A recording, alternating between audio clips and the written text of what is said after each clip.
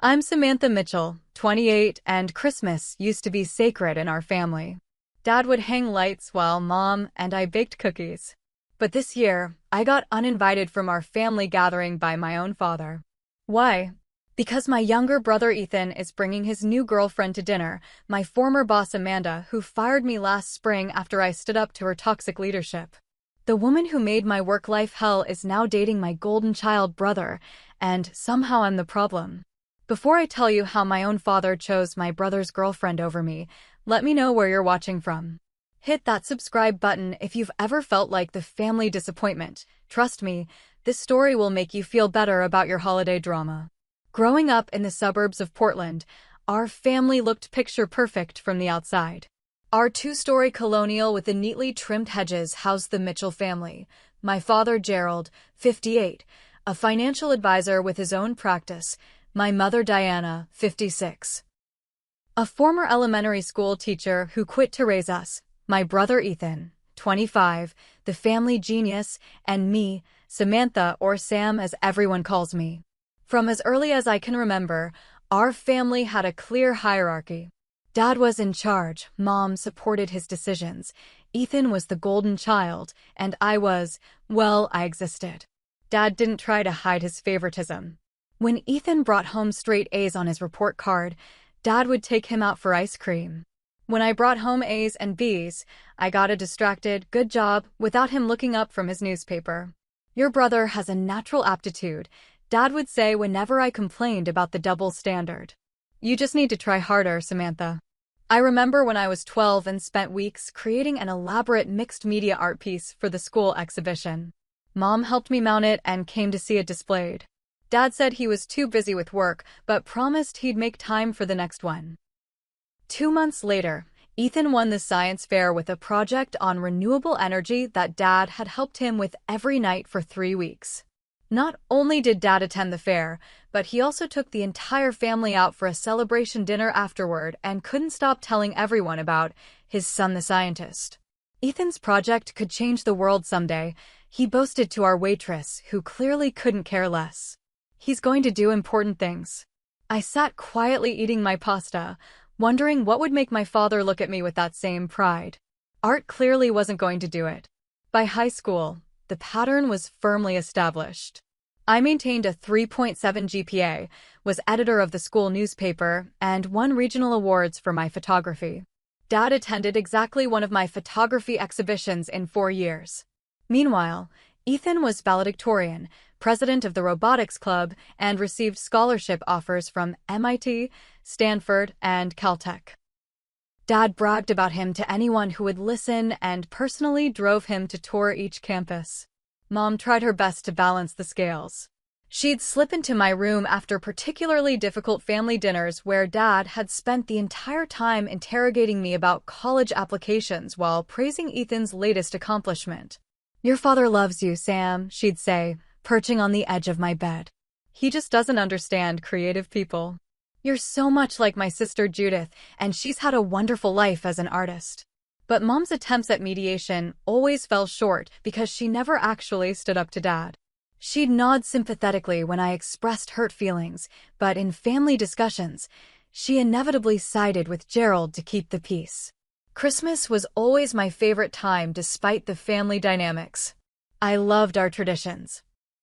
Picking out a fresh tree the weekend after Thanksgiving, unpacking ornaments with stories attached to each one, Mom's famous eggnog, and Dad actually relaxing for once.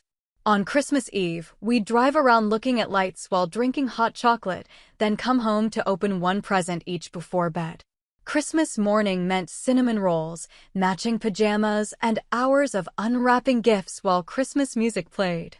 Even as the golden child/disappointment dynamic intensified over the years, Christmas remained sacred.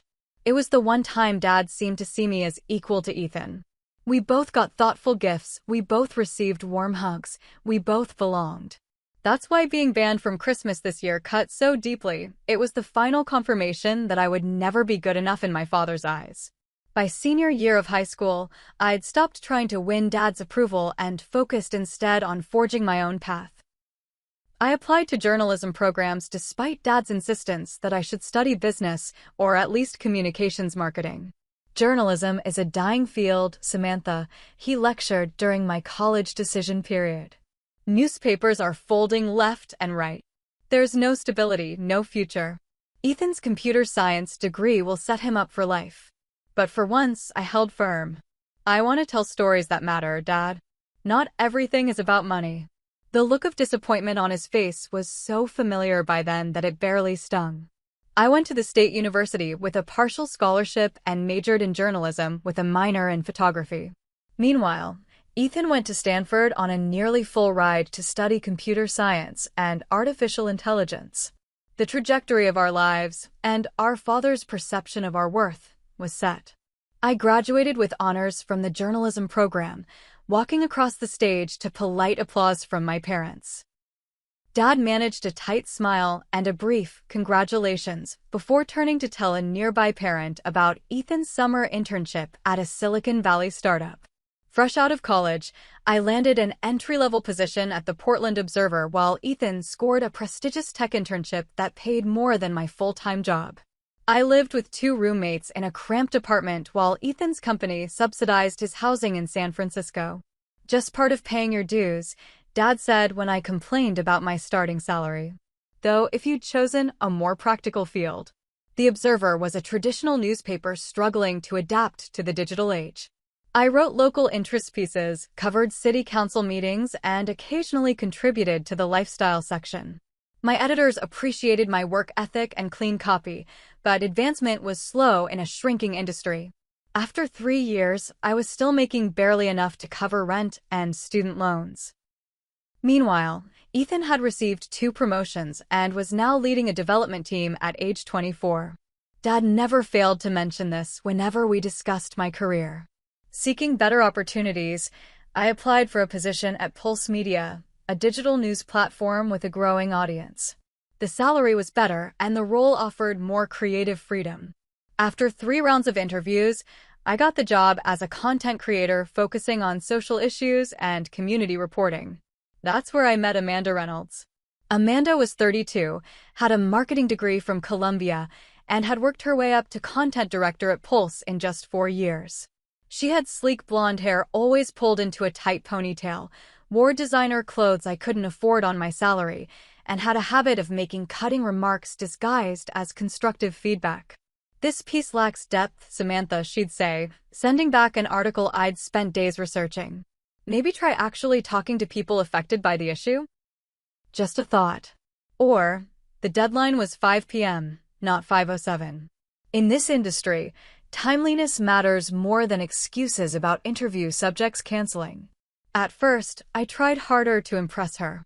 I came in early, stayed late, triple-checked my sources, and polished every sentence. Nothing was ever good enough. Worse, I began noticing that my best ideas would mysteriously appear in the content calendar assigned to other writers, while I got stuck with mundane local coverage. The breaking point came during an editorial meeting 6 months into my time at Pulse. I had pitched a series on housing inequality in Portland's rapidly gentrifying neighborhoods, complete with interviews I'd already lined up and statistics I'd researched on my own time. "This has potential," Amanda said, making notes. "We'll need to approach it from a more balanced perspective, though. Let's assign this to Derek." "But it's my pitch," I objected. "I've already done preliminary interviews and data collection." Amanda's smile didn't reach her eyes. "And we appreciate your initiative. But Derek has more experience with economic reporting. You can share your contacts with him." After the meeting, I watched as she took Derek aside and spoke animatedly about her vision for the housing series. 2 weeks later, the first article appeared under Derek's byline, with Amanda credited as contributing editor. My interviews, my research, my story idea, with no acknowledgement of my work. That night, I cried on the phone to my mother. "It's so unfair. She's taking credit for my work while sidelining me." "Maybe she just thinks Derek can handle it better," Mom suggested. "Have you tried asking for more guidance from her?" "Mom, she's stealing my work," I insisted. "This isn't about professional development." "Well, sometimes we have to adapt to difficult managers, sweetie. Your father says." "I don't care what Dad says. I snapped. Not everything is a lesson in how I'm not trying hard enough. The final straw came when Amanda edited one of my articles about a local environmental protest, removing quotes from activists and inserting statements from the corporation they were protesting against, completely changing the story's focus and accuracy. When I confronted her privately about the ethical issues, she dismissed my concerns. The company is an advertiser, Samantha. We need to maintain relationships. This is why you're still stuck at the contributor level. You don't understand the business side of media. The next editorial meeting, I spoke up when Amanda presented the quarter's wins to our executive editor, taking credit for increased engagement on stories, including my environmental pieces. Actually, I interrupted. I have concerns about editorial integrity.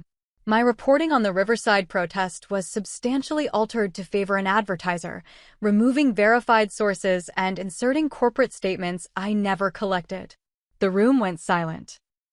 Amanda's face flushed red, then settled into a cold mask. Samantha is still learning about balanced reporting, she said smoothly. We can discuss this offline. But our executive editor, Martin, looked concerned. Let's talk more about this after the meeting, both of you. That conversation never happened. Instead, I was called to HR the next morning and informed that I was being terminated for failure to meet editorial standards and company values. Amanda sat across the table, face impassive, as I was handed my severance package and told to clean out my desk. For what it's worth, she said as I was escorted out, you have talent. But this industry requires team players, not solo crusaders. Finding another job in Portland's competitive media market proved nearly impossible. Amanda was well-connected, and while nobody said it directly, I suspected she was bad-mouthing me to potential employers. After 3 months of rejections, I pivoted to freelance content creation. Writing for smaller publications, managing social media for local businesses, and picking up photography gigs when possible. The pay was inconsistent, but I was slowly building a client base. Meanwhile, Ethan had joined Spherenova, a hot tech startup developing AI solutions for healthcare, and was quickly becoming their rising star. At Sunday dinners, Dad would grill me about my employment situation, while enthusiastically discussing Ethan's latest projects. When are you going to find something stable, Samantha? Your brother just got health insurance and a 401k match. That's what responsibility looks like. I'd push my food around my plate and change the subject. The irony wasn't lost on me. I'd been fired for showing journalistic integrity, the very quality my college professors had insisted would make me successful. Yet here I was, struggling to make rent while my brother's conventional career path was earning him nonstop praise. While I struggled to rebuild my career, Ethan's professional life was on a rocket trajectory. After graduating top of his class from Stanford, he had multiple job offers before he even moved back to Portland. He chose Spherenova because they offered him both an impressive salary and creative control over his projects. At family dinners, Dad could barely contain his pride.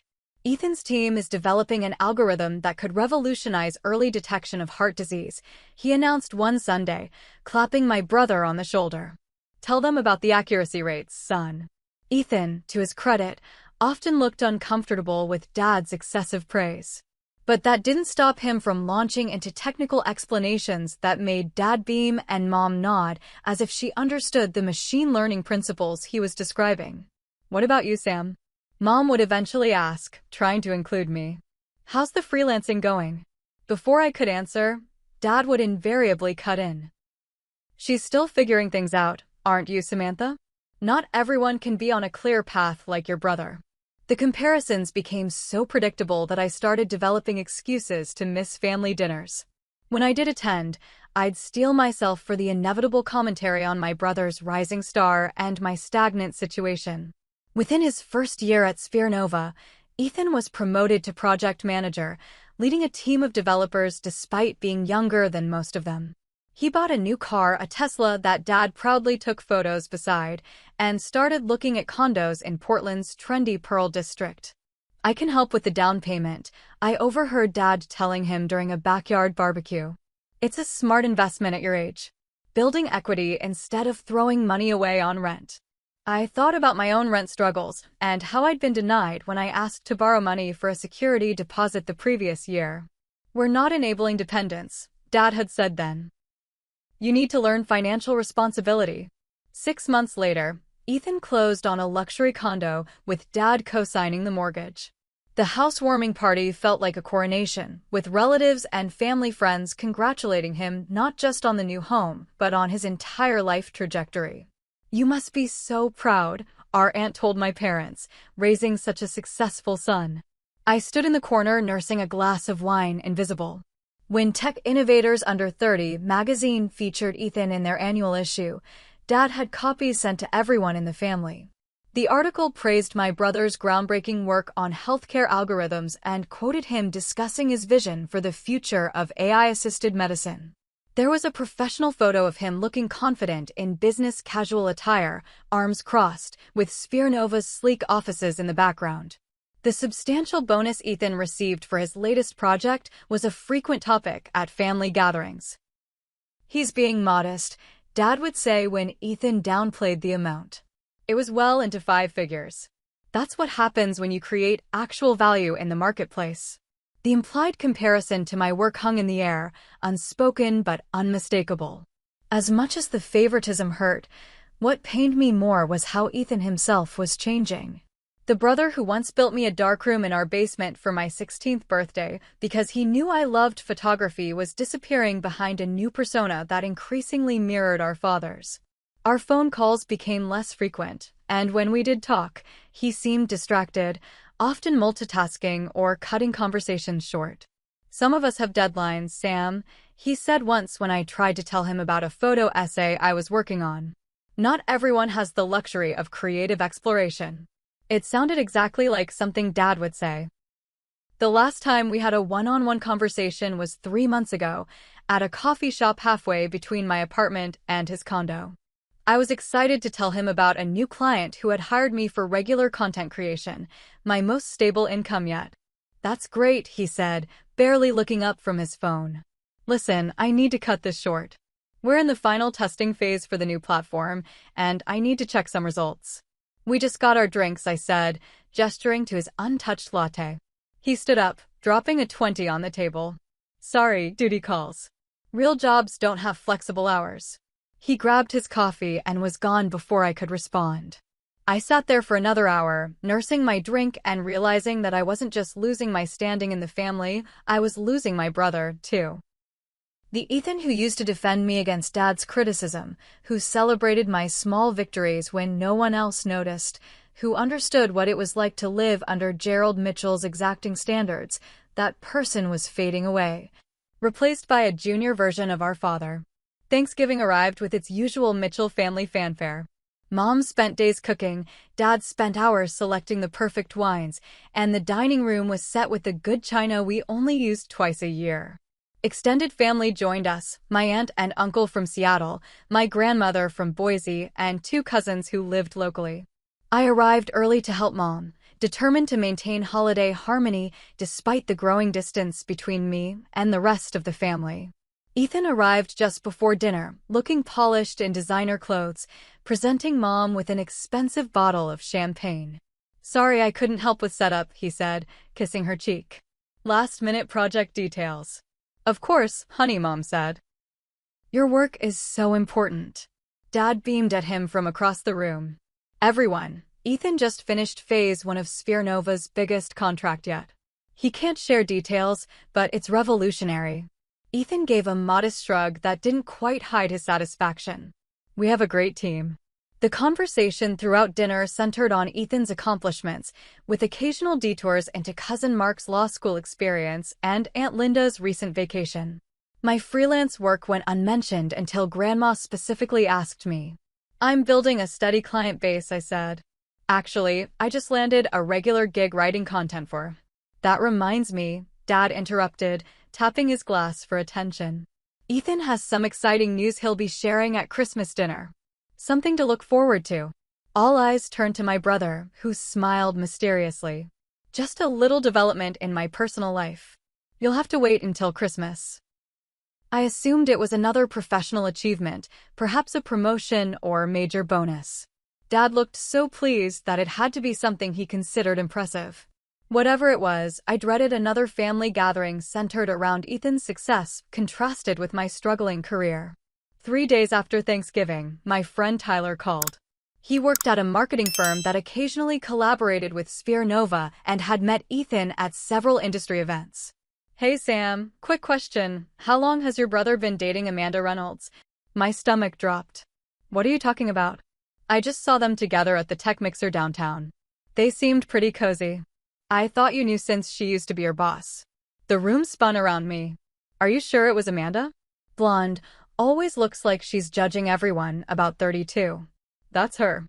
She's doing marketing consultancy for Sphere Nova now.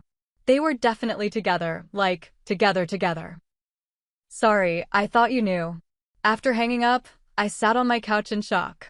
Amanda Reynolds, the woman who had fired me after I called out her unethical practices, who had likely blacklisted me in local media circles, who had taken credit for my work and treated me with constant condescension, was dating my brother. And based on Dad's announcement, Ethan was planning to bring her to Christmas dinner as his girlfriend.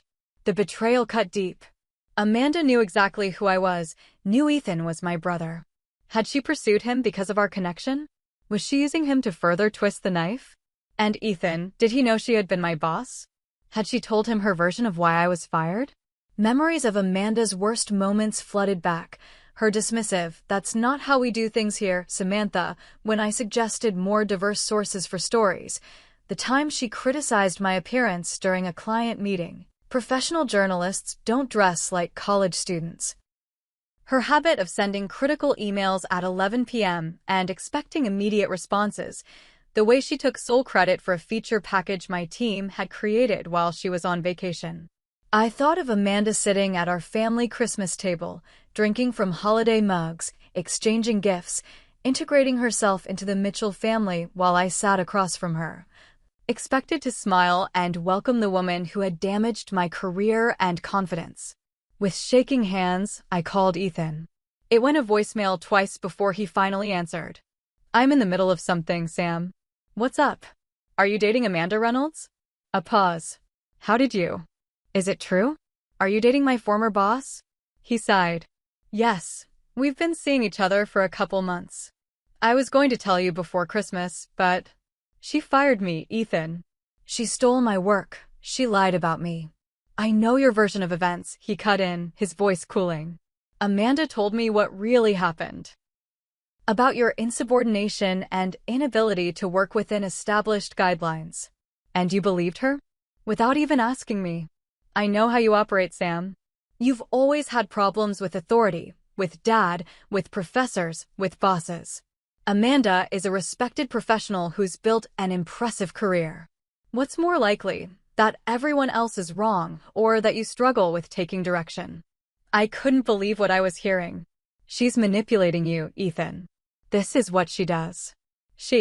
This is exactly why I didn't tell you sooner," he interrupted. "You're always jealous of anything good in my life.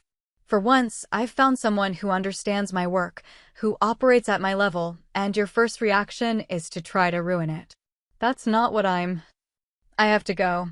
We'll talk about this later when you're being rational." He hung up, leaving me staring at my phone in disbelief. My own brother had chosen Amanda's lies over my truth without hesitation. The depth of the betrayal left me breathless. In desperation, I called my mother, hoping she might understand the impossibility of the situation. "Mom, did you know Ethan is dating Amanda Reynolds? My former boss at Pulse?" "Oh, honey," she said, her voice instantly taking on that placating tone I knew too well. "Yes, we've met her. She's very accomplished, isn't she? She fired me. She's the reason I had to start freelancing. How can you all just welcome her into the family?" "Samantha, that was a professional disagreement. Your father, and I think it's wonderful that Ethan has found someone who shares his ambition. And Amanda has been nothing but lovely to us. So she's coming to Christmas?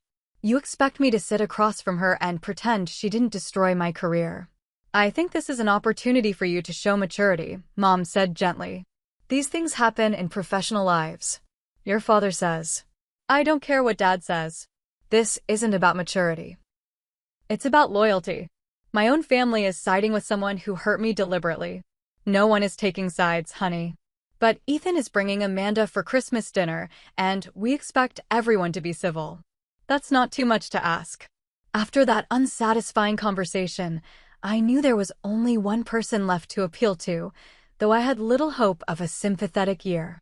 I called my father directly, something I rarely did. "Samantha," he answered, his tone already indicating he knew why I was calling. "Your mother tells me you're upset about Ethan's girlfriend." "Dad, she was my boss. She fired me after I reported ethical violations. She's not a good person. Amanda has explained the situation to us. She said you had trouble adapting to professional standards and refused guidance. These things happen in careers. And you believe her version without question? Without even asking me what happened. I know you've struggled with accepting criticism, Samantha. From what Amanda describes, you rejected her mentorship and created conflict in the workplace." My blood boiled. Mentorship? She took credit for my work. She changed my reporting to please advertisers. That's not mentorship, it's exploitation. This attitude is exactly what Amanda described, Dad said coldly. Always blaming others for your setbacks instead of looking inward. So that's it? You're choosing a woman you barely know over your own daughter. No one is choosing anyone over anyone. But Ethan has found a successful, accomplished partner who shares his values and ambition. Maybe if you had Amanda's work ethic, you wouldn't be struggling. That was the breaking point, the culmination of years of comparisons, dismissals, and conditional love. 20 years of diminishment erupted at once. "My whole life, nothing I've done has ever been good enough for you," I said, my voice shaking. "I've worked hard. I've built a career doing something meaningful to me. I've stood up for my principles, and you've never seen any value in it because it doesn't fit your narrow definition of success. Ethan could bring home a serial killer, and you'd find a way to praise her ambition." "You're being ridiculous and immature," Dad said. "If you can't be civil to your brother's girlfriend at Christmas dinner, then perhaps you shouldn't attend." "Fine. I won't come." "Don't be childish. This family has certain expectations." "No, this family has one expectation, that everyone worships at the altar of Ethan. I'm done pretending that's normal or healthy. If that's your attitude, then yes, it's better you don't join us for Christmas. Call me when you're ready to apologize and act like an adult." "Apologize? For what?" "For expecting my family to care about my feelings. For creating drama over your brother's happiness. For refusing to move past professional disagreements like a mature person. For always making everything about you. I'm not coming to Christmas if Amanda is there. That's my boundary. Then I guess we won't see you at Christmas." His voice was cold. "Your choice, Samantha."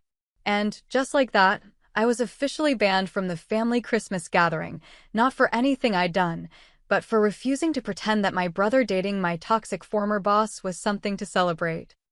The phone call with my father played on repeat in my mind for days afterward.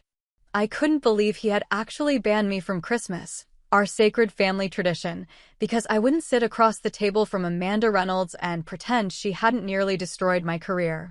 "Maybe if you had Amanda's work ethic, you wouldn't be struggling." The words stung like a physical slap. After all these years, Dad still saw me as lazy or incompetent rather than someone who had chosen a challenging path and faced genuine obstacles. During our argument, years of pent-up resentment had finally boiled over. I'd said things I'd thought but never voiced, about his favoritism, about the impossibility of meeting his standards, about the conditional nature of his love. His response had been to cut me out completely rather than consider that I might have valid feelings. The ultimatum was clear: apologize for having boundaries or don't come to Christmas.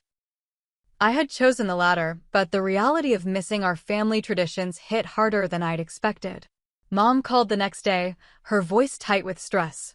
"Your father is very upset, Samantha." "I'm very upset too, Mom. No one seems to care about that. Can't you just make peace for one day? For the family?" "By make peace, you mean pretend I'm fine with Amanda dating Ethan? Smile while she sits in our house after what she did to me.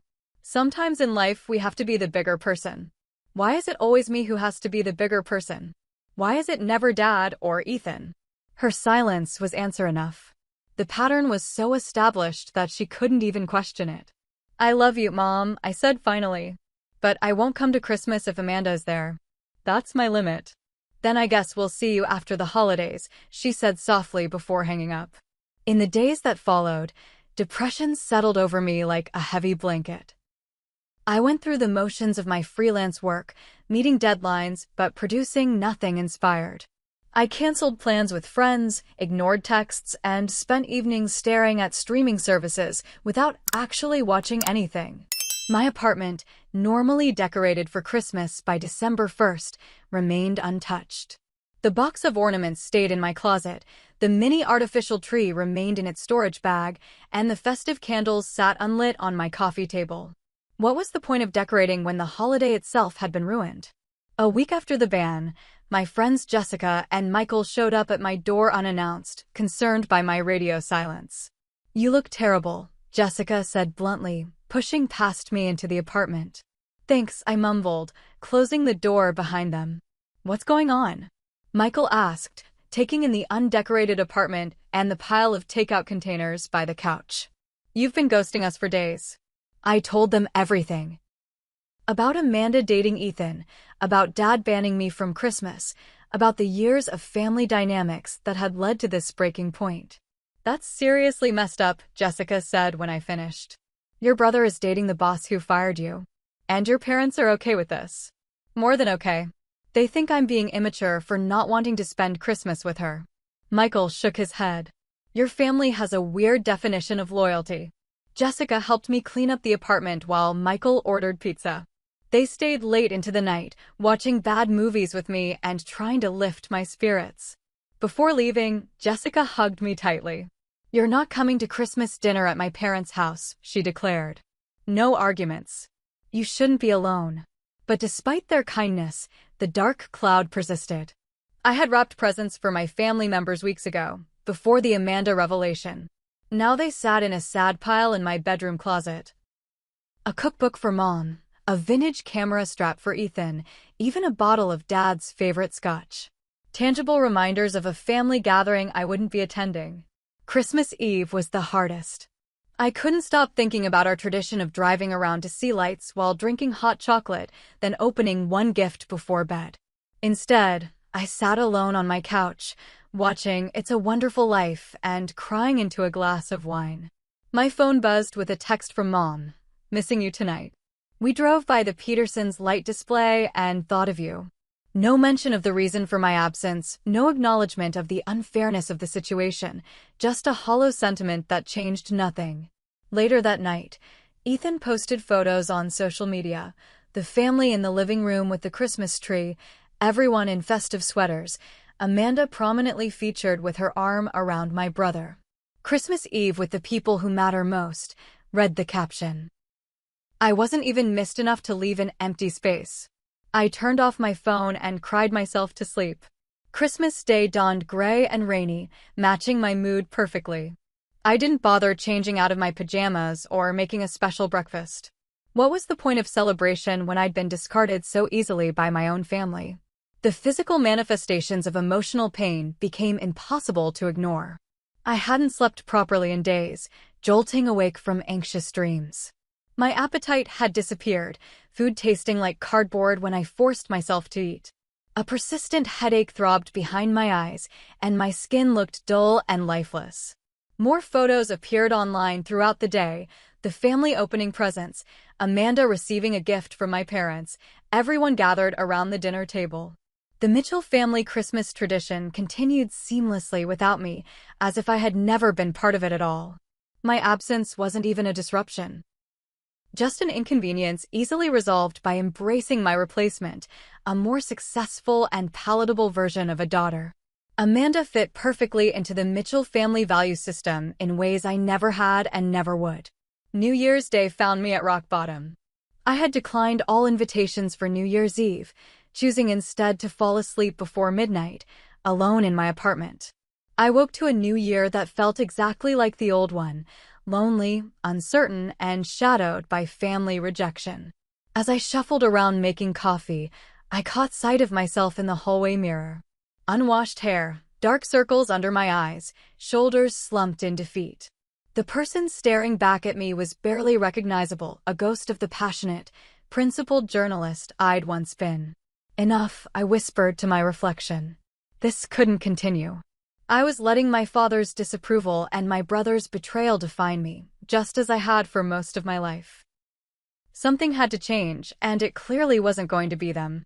I spent the day cleaning my apartment, throwing open windows despite the January chill, washing sheets and towels, and finally unpacking the Christmas decorations only to store them properly for next year. The physical act of cleaning helped clear my mental fog.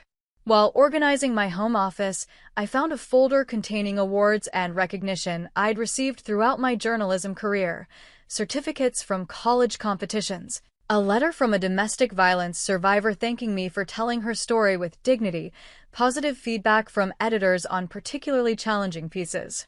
These were tangible reminders that my work had value, regardless of my father's assessment or Amanda's sabotage. I had skills that mattered and principles worth standing up for, even at personal cost. The next day, I called Dr. Rivera, a therapist I'd seen briefly after the firing, but had stopped visiting due to financial constraints. She had an opening that afternoon. Family rejection hits particularly hard during the holidays, she said after I'd recounted recent events. But I'm curious about the patterns you're describing. This dynamic with your father isn't new, is it? For the next hour, we unpacked the Mitchell family system, Dad's narcissistic tendencies, Mom's enabling behavior, Ethan's golden child status, and my role as the family scapegoat. Your father seems to value people based on a narrow definition of success, Dr. Rivera observed. External validation, conventional achievement, financial status. You've chosen a path that prioritizes integrity and meaning over those metrics, which threatens his worldview. But why would that threaten him? Why can't he just let me live my life?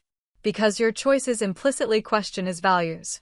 If there are valid ways to measure success beyond wealth and status, then perhaps his own choices deserve examination. Most people find that uncomfortable. We discuss strategies for setting boundaries without expecting my family to change, because they likely wouldn't. You can't control their behavior or perspectives, Dr. Rivera said. You can only control your response. The question becomes, what kind of relationship is possible given who they are, not who you wish they were? It was a painful realization, but also strangely liberating. I'd spent years trying to earn approval from people fundamentally incapable of giving it. Perhaps it was time to invest that energy elsewhere. A week later, I met Jessica for coffee. She worked as a content manager at Horizon Media, a respected digital platform focused on in-depth reporting. You look better, she noted. Still sad, but more present. I'm working on it, I said, trying to focus on the future instead of dwelling on Christmas. Jessica hesitated, then said, I have a suggestion, but it might sound weird. Horizon is running a series on workplace ethics. Given what happened with Amanda, you have first-hand experience with editorial integrity versus commercial pressure. Have you considered writing about it? You mean tell my story? Not necessarily with names or identifying details. But the ethical issues are real and relevant. It could be cathartic for you and valuable for readers. The idea was terrifying and appealing in equal measure. I had never publicly discussed what happened at Pulse, partly out of professional discretion and partly from fear of Amanda's influence. I'll think about it, I promised. That night, I opened my laptop and began writing. Not for publication, just for myself, pouring out the experience of standing up for journalistic principles and paying the professional price. I wrote about the impossible choices facing modern journalists, the pressure to compromise for clicks and advertiser approval, and the personal cost of integrity in an industry increasingly driven by commercial interests. Writing without censoring myself was indeed cathartic. By the time I finished, it was 3 a.m. and I had produced over 4,000 words of raw but powerful content. The next morning, I reread what I'd written and realized Jessica was right. This could be valuable to others if shaped properly. I spent 3 days editing, removing identifying details while preserving the essential ethical questions. When finished, I had a compelling piece about journalistic integrity in the digital age, framed through personal experience, but universally relevant. With trepidation, I sent it to Jessica.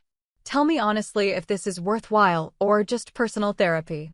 Her response came within hours. "This is exceptional. Raw, thoughtful, and important. Would you consider letting me show it to my editor?"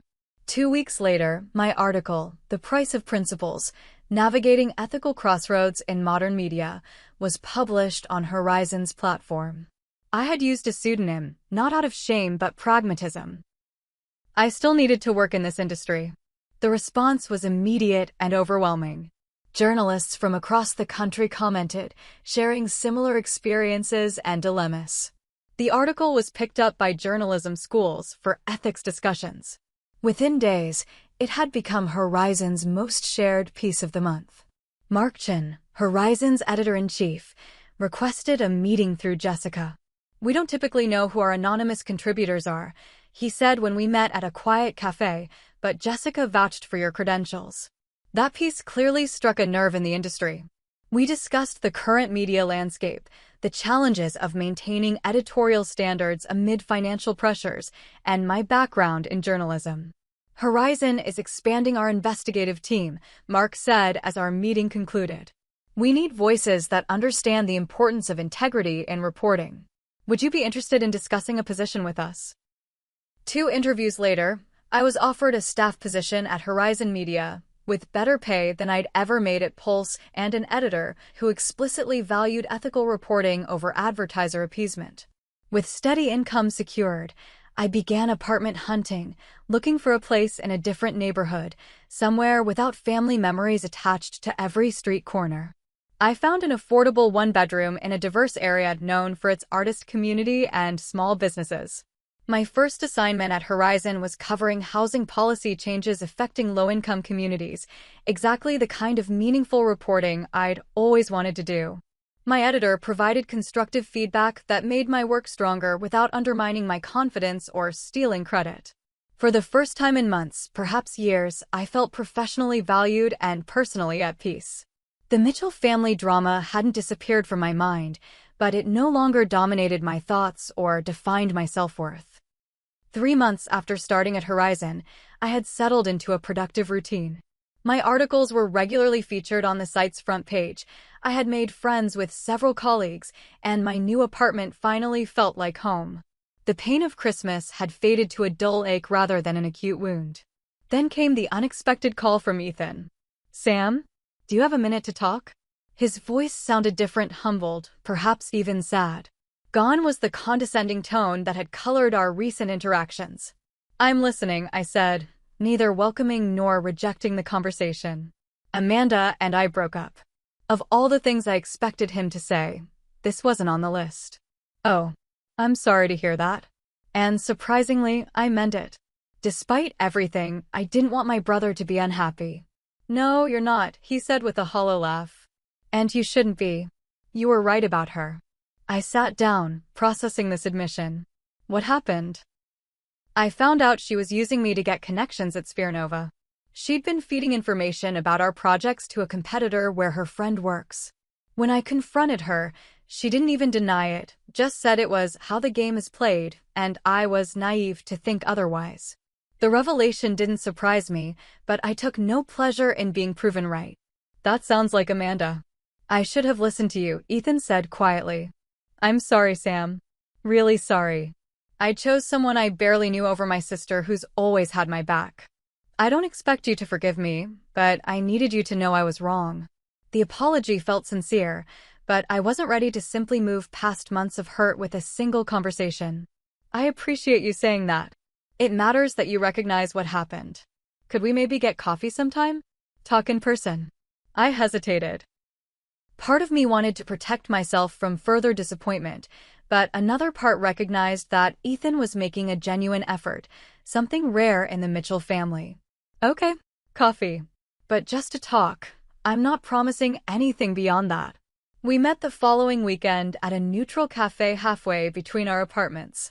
The conversation was awkward at first, both of us unsure how to bridge the chasm that had formed between us. "I read your article," Ethan said after we'd exhausted small talk about the weather and our jobs. "The one about journalistic ethics. Jessica showed it to me." "You talked to Jessica?" "I reached out after everything blew up with Amanda. I wanted to understand your side better." She made me read your piece before she'd even consider telling me how to contact you again. I made a mental note to thank Jessica for her loyalty. And it was eye-opening. The situations you described. The pressure to compromise, the theft of credit, the retaliation when you stood up for principles, it all matched what you'd told me about Amanda. But I didn't believe you then because Dad didn't. I finished for him.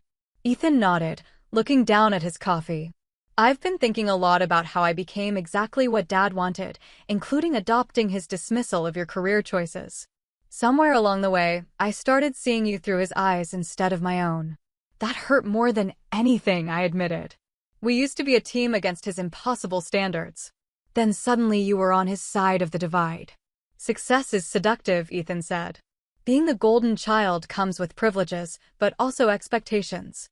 I was so afraid of losing Dad's approval that I became a version of myself I don't particularly like. For the first time in years, we had an honest conversation.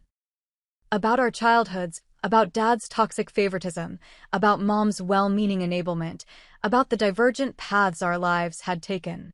No pretense, no performance, just truth between siblings who had once been close. I don't expect us to immediately go back to how things were, Ethan said as we prepared to leave. But I'd like to try to rebuild. On equal terms this time. Not as the golden child and the black sheep, just as brother and sister. I'd like that too, I said, surprising myself with how much I meant it. A week later, Mom called to invite me to Easter dinner. The whole family will be there, she said cautiously. Your father included. Is he aware I'm invited? Of course. It was his idea, actually. That seemed unlikely, but I wasn't going to argue. I'll come on one condition: no comments about my career choices, my living situation, or comparisons to anyone else's achievements. I'm not putting myself back into a situation where I'm made to feel inadequate. I'll make sure everyone understands, Mom promised. Easter dinner was as awkward as expected. Dad offered a stiff greeting, but no apology for Christmas. Mom fluttered around nervously, over-explaining dishes and filling every silence with chatter. Ethan tried to mediate, occasionally shooting me supportive glances when Dad veered toward criticism. After dinner, Mom found me alone in the kitchen getting more water. I'm proud of you, Samantha, she said quietly. The way you've handled everything, it shows real strength.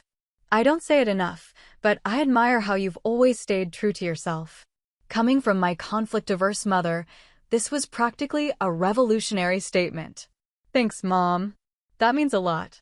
Your father has his ways of seeing the world, she continued. They're not always fair, but they're deeply ingrained. He may never change completely, but he does love you. In his way. I nodded, not agreeing but acknowledging her perspective. I know. But I can't keep trying to earn approval that's conditional on becoming someone I'm not. That's the strength I'm talking about, she said, squeezing my hand before returning to the dining room. That Easter marked a new phase in my relationship with my family. Not healed, not perfect, but more honest.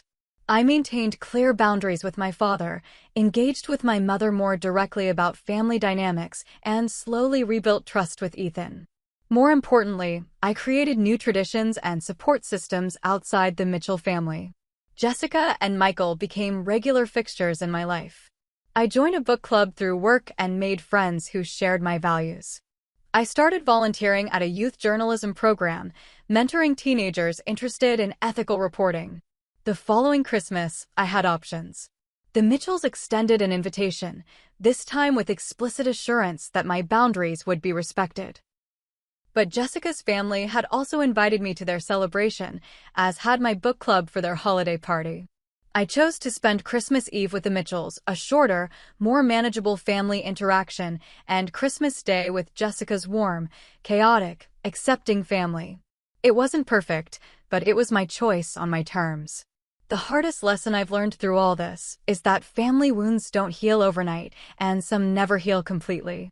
My father may never fully value my choices or see my career as worthwhile. My mother may never completely stop enabling his behavior. Ethan and I may never recapture the uncomplicated closeness of our childhood. But I've also learned that I don't need their validation to know my worth. The work I do matters.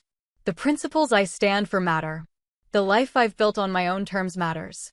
Sometimes creating healthy distance from family is the most self-loving choice you can make. Sometimes building your own traditions and chosen family is the path to peace. And sometimes the greatest success isn't measured in money or status, but in the courage to live authentically even when it costs you something. Have you ever had to create boundaries with family during the holidays? How did you handle it? Let me know in the comments below. And if this story resonated with you, please hit that like button and subscribe to hear more real-life experiences.